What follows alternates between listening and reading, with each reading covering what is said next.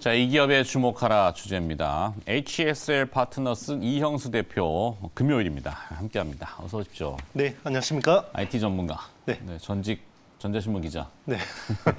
새삼스럽게. 네네. 오늘은 이커머스의 신흥 강자 이렇게 했는데 이커머스가 사실은 돈이 잘 안 되는. 맞습니다. 이게 굉장히 그 규모는 어마어마하게 크잖아요. 그렇죠. 네네. 예전에 왜 지금도 물론 존치합니다만 뭐 어떤 하여튼 뭐 이커머스 뭐 기업인데 뭐 예를 들어서 뭐 항공모함 같은 거 네네. 몇십 조짜리 하나 팔면은 한 몇백 원 남고 몇백 원은 아니고 하여튼 1조 팔아가지고 뭐 몇십만 원 남기기도 맞습니다. 어렵다 이런 얘기들을 예전에 많이 해갖고 매출액을 그러니까 판매액을 그대로 매출액으로 산입 안 하는 경우가 있었거든요. 맞습니다. 네. 거래액이라고 그러죠. 거래액을. 네. 자, 근데 어떤 기업이 또 포착이 됐길래 이형수 대표가 또 눈을 반짝반짝. 눈도 별로 그렇게 안 크신데. 네. 자꾸 알았어요. 아침부터 장난치고 아니. 신체적인 금요일이니까 좀 앞에 이제 좀 딱딱하게 왔거든요. 알겠습니다. 그래서 좀 부드럽게 가려고 하다 보니까 부드럽게 하겠습니다. 오버했습니다. 자, 어떤 기업입니까? 네, 지어소프트입니다. 지어소프트 우리 김용환 매니저도 한번 얘기했던 기업인데 그런가요? 어제인가? 네. 근데 다시 들여다보는 이유가. 네, 뭐 일단 그 이커머스 쪽에서 거의 유일하게 흑자를 내고 있는 회사라고 보시면 되고요. 네. 이 회사 같은 경우는 원래 지어소프트라고 해서 IT 서비스 광고 제작 업체인데요. 사실은 이제 이것 때문에 가져온 건 아니고 거기 이제 자회사가 굉장히 똘똘한 회사가 있습니다. 오아시스 마케팅. 여기도 자회사군요. 이 자회사 트라우마가 요즘 제가 자회사가 좋으면 뭐하나 그걸 띄어내서 상장하면은 남는 게 껍데기처럼 지주사가 아까도 얘기했지만 지주사의 종이지차가 돼버려서 종이회사만 남는 그런 거 별로 지금 안 좋긴 한데 그래도 뭐 물론 따로 떼어서 상장한다는 건 아니지만 여기는 따로 떼서 상장합니다. 해요? 내년에 하고요. 알았습니다. 일단 그래도 이 그냥 단순 지주사가 아닌 게 이 회사가 그 오아시스 페이라는 이제 그런 10%면은 뭐 요 오아시스 페이라는 이제 솔루션도 제공하고 이제 그 관련된 이제 그 쇼핑몰을 운영하는 관련된 솔루션들을 제공하기 때문에 토탈 솔루션. 토탈 솔루션 제공하기 때문에 이제 그 떨어져 나가도 이게 또 뭐 아주 껍데기만 남는 회사는 아니고요. 그리고 오아시스 마켓이 지금 지배형 지주회사는 아니고 사업형 지주회사라고 맞습니다. 봐야 되겠군요. 어쨌든 이제 솔루션을 제공하기 때문에 그리고 이제 그 지금 오아시스 같은 경우는 지금 장외에서 가치가 한 1조 정도로 추정이 됩니다. 밸류에이션 1조를 받아요? 네, 1조 정도 되고 마켓 퀄리가 한 4조 정도 지금 이제 밸류를 인정받고 있는데 지분이 최근에 희석돼서 한 70% 정도 됩니다. 그래도 그 1조 가치에 7천억이면 근데 지어소프트 지금 3천억도 안 되는데? 2,900억입니다. 그렇기 때문에 충분히 뭐 그런 거 디스카운트 다 그냥 다 오케이 인정하고 해도 싸다는 겁니다. 요즘 그 자회사 지분 가치를 한때는 갖고 그냥 요즘은 툭 쳐갖고 반. 절반만 인정해주다가 이것도 안 되나? 그러니까 뭐 한 30, 40%만 인정해주나? 너무 디스카운트가 많은 것 같아요. 이게 주먹구구식 계산법이라서. 맞습니다. 근데 하여튼 지어소프트는 지금 3천억도 안 된다. 맞습니다. 이게 좀 포인트군요. 흑자는 내고 있습니다. 이형수 대표의 그 시각으로 좀 보는 거니까. 맞습니다. 자, 개괄적인 내용은 들어봤는데 그러면 구체적으로 오아시스 마켓을 빼놓을 수가 없을 것 같은데. 이 새벽 배송이 요즘 뭐 거의 전쟁 수준이잖아요. 그렇죠, 또 맞습니다. 오미크론 때문에 사회적 거리두기가 강화되면서 연말 특수도 지금 날아가는 상태고 또 제 집에 또 이제 머무는 시간이 길어지겠는데 자, 유일한 흑자를 달성하고 있다고 오아시스 마켓이. 일단은 그 온라인 유통이라는 게 결국 최저가 경쟁이잖아요. 막 그 가격 비교 시스템도 너무 잘 돼 있고 그렇다 보니까 최저가 경쟁을 하다 보면 결국 마진이 최저가. 그러면 이제 마진이 떨어질 수밖에 없는데 이 회사 같은 경우는 좀 특화가 돼 있습니다. 유기농 쪽에 특화가 돼 있고요. 분야를. 유기농 쪽에 특화되어 있기 때문에 비싸도 삽니다. 그러니까 이게 사실 오픈형 마켓이 아니라 거의 폐쇄형이라고 봐도 되나 이거? 아닙니다. 오픈형인데 일단 이제 이 그 오아시스 마켓이 뜨게 된 계기가 이 강남이랑 분당 쪽에 수험생 어머니들 중심으로 입소문이 타가지고 그게 10년 전에 이제 딱 이제 히트를 쳤던 거고요. 이 또 주축 멤버들이 생활협동조합 MD 출신들입니다. 그러니까 아무래도 유기농을 싸게 떼오는 이런 것들이 이제 경쟁력이 있다 보니까 바잉 파워가 있군요. 맞습니다. 그리고 이제 특징적인 게 마켓 컬리는 오프라인 매장이 없잖아요. 그런데 이 회사 같은 경우 오프라인 매장이 한 40여 개가 있습니다. 그리고 이제 서울하고 수도권 중심으로 이제 그 배송을 하고 있기 때문에 이제 비용 통제적인 부분에서 좀 메리트가 있다고 볼 수가 있는 거고요. 그리고 이제 좀 그 온라인 특히나 신선식품 같은 경우는 성장성이 좋지만 가장 큰 문제가 재고입니다. 그러니까 이게 재고가 저기 남으면 결국 이게 음식물 쓰레기거든요. 그렇죠. 네. 그런데 이제 다른 회사들은 그 폐기 비용이 굉장히 많이 듭니다. 음식물 쓰레기 같은 것들이. 그런데 이 회사 같은 경우는 그 오프라인 매장들이 있기 때문에 네. 90% 할인해서 떨어지로 팔아버립니다. 남으면. 그러니까 오히려 뭐 한 10% 정도 건지지만 결국 폐기 비용이 안 든다는 거는 오히려 더 메리트가 있다고 볼 수 있는 거죠. 네. 네. 그리고 또 국내 상장 1호 이커머스 자리가 이제 이 지어소프트라고 또 얘기하는데 네. 뭐 ssg.com, 쓱닷컴, 신세계가 하는 그다음에 마켓컬리, 오아시스 뭐 이런 회사들도 IPO 기업 그렇죠. 공개 상장을 준비하잖아요. 네.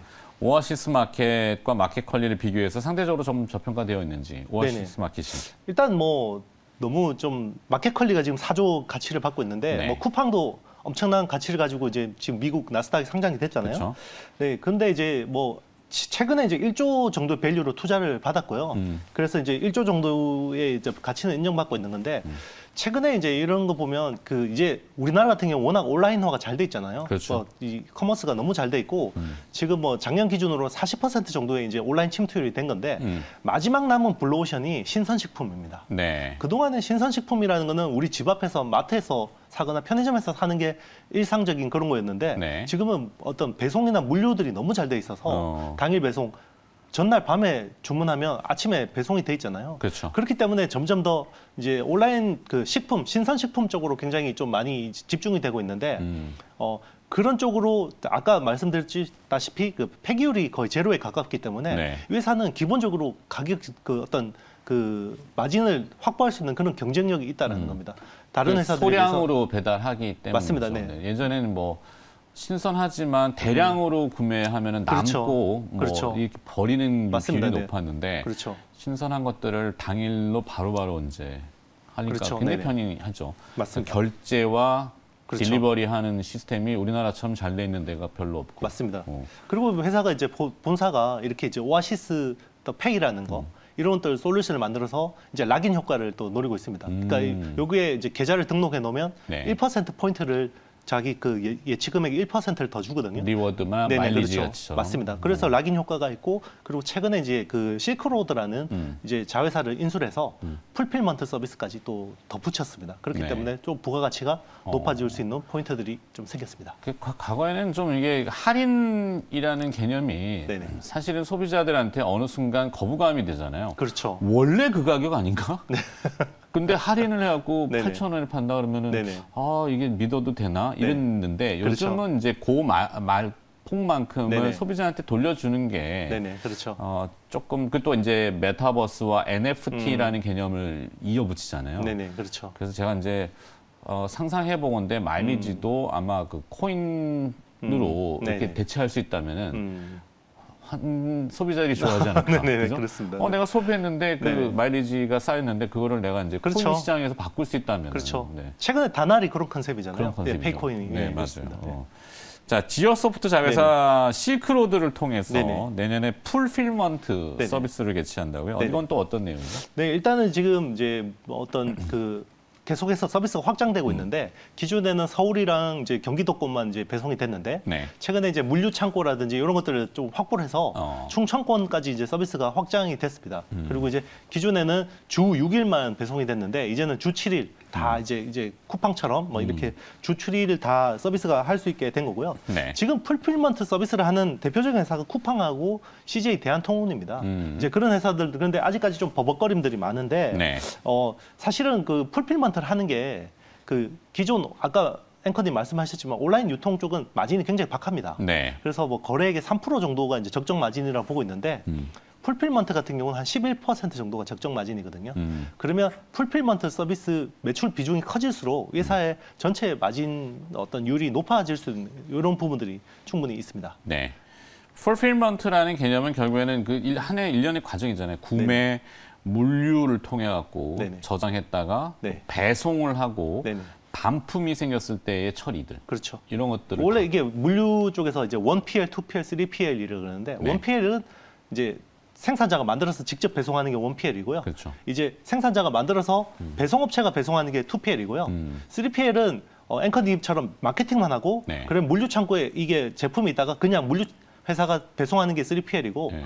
이제 그 어떤 환불이나 어떤 그런 것까지 다 처리, CS까지 다 해주는 게 풀필먼트거든요. 그렇죠. 네, 그래서 이제 그런 서비스 중간에 네. 막 단계를 거치다 보니까 그렇죠. 이 마진이라는 게 붙고 결국엔 소비자의 구매 가격과 생산자의 판매 가격 차이가 너무 현격한 차이가 맞습니다. 나니까. 네. 그렇죠. 그게 유통이 어떻게 보면 묘미일 수도 있는 거고요. 그렇죠. 그런 것들이 계속 이제 온라인화되면서 점점점 이제 줄어들고 있는 거죠. 네. 효율화가. 네네. 말씀하십시오. 계속해요. 네네. 아니요. 메시코리아. 네네네. 네. 혹시 중간에 더 하실 말씀 있으면 손을 딱 드세요. 아, 네. 네, 그럼 제가 인정해 줄게요. 알겠습니다. 자, 메시코리아 이 네. 부릉부릉인가요? 네네.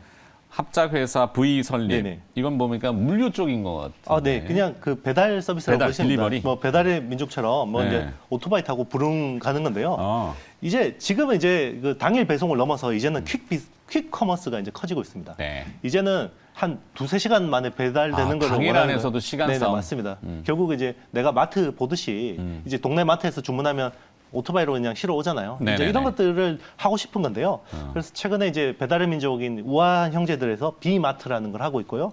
그리고 이제 요기요 같은 경우는 요마트, 그리고 쿠팡 같은 경우는 쿠팡 이츠 마트 같은 것들을 계속 론칭하고 있는데요. 네. 이제 똑같습니다. 오아시스도 그걸 하고 싶은데 이제 어떤 오토바이 배송 이런 서비스 인프라가 없잖아요. 그래서 합작을 해서 이제 이런 부분들을 좀 이제 메이크업하는 그런 부분입니다. 그래서 네. 유기농을 내가 주문하면 한 2-3시간 안에 받을 수 있는데 대신 배송비는 좀 더 내야겠죠. 네, 그런 서비스라고 생각하시면 되겠습니다. 그렇죠. 소비자들이 요즘 보면은 뭐 지불하는 거의 대가만큼 신선하고 빠르게 준다면은 맞습니다. 네. 지불할 의향이 있으니까 그렇죠. 소비자의 구매 패턴이 많이 변했잖아요. 그렇죠. 가치를 준다 그러면 충분히 지불할 의사가 있다라고 그렇죠. 생각하시면 되겠습니다. 예전 같으면은 이제 조금이라도 싼 거, 물론 네. 같은 제품이 싸야죠. 네네. 그런 비교도 있지만 요즘은 맞습니다. 원재료가 어딘지, 뭐 그렇죠. 국산품에 대한 그런 니즈 네네. 굉장히 강하죠. 맞습니다. 국내산과 또 국산의 또 차이도 있고. 그렇죠. 하더라고요. 네네. 맞습니다. 자, 정치 질문은 다 끝났네. 네. 카페24 이야기 좀 할까요? 카페24, 그러니까 네네. 이런 이커머스에 관련돼서 네네. 카페24하고 전체적인 흐름에서 한번 우리 또 말씀드리겠습니다. 인크로스도 네네. 카페24 잠깐 네네네. 결국 이제 이 그 우리나라 온라인 침투율이 굉장히 높아졌어요. 이제 뭐 네. 40%면 이제 앞으로 뭐 얼마나 성장할까? 물론 신선식품이나 이런 아직까지는 온라인화 되지 않은 영역들이 남아 있는데 결국 이게 해외로 뻗어가는 게 되게 중요한 거거든요. 해외로 뻗어가려면 결국 그 지금 우리가 좀 어떻게 보면 제 뇌피셜로 상상을 해본다 그러면 네. 네이버가 제페토라는 메타버스 서비스를 하고 있잖아요. 거기가 2억 명의 활동자들이 있는데 그중에 90% 정도 외국인입니다. 네, 외국인이에요. 예. 외국인인데 물론 이제 거기 안에서 뭐 그 어떤 그래픽으로 만든 NFT를 파는 것도 좋은 건데 결국 한류 스타하고 똑같은 옷 비슷한 스타일의 어떤 옷이나 액세서리들을 사고 싶을 수 있지 않을까요? 그렇죠. 그렇죠. 그러면 제가 이제 그러면 아바타로 주문을 하면 네. 거기 있는 메타버스 안에 상품을 제가 사면 그 내가 동남아에 사는 태국에 사는 뭐 친구인데 바로 그래 물건을 받고 싶겠죠. 그러면 그런 것들을 매끈하게 연결해 줄 수 있는 인프라를 가진 회사가 국내에 어디 있을까? 그게 결국은 카페24가 가지고 있는 빅데이터라는 겁니다. 오케이. 네네. 알겠습니다. 인크로스 얘기는 우리 오늘 또 39금 네네. 유튜브 하니까 네네. 시간 관계상 뒤로 네. 넘겨야 될 것 같아요. 맞습니다. 네, 오늘 인크로스 얘기 있습니다. 그렇죠. 39금에서. 결국 해외 실크로드의 어떤 핵심 인프라는 카페24가 지고 있다라는 거. 알겠습니다. 자, 오늘 이커머스 얘기를 들어봤고요. HSL 파트너스의 이영수 대표가 수고를 해주셨습니다. 고맙습니다. 네, 감사합니다.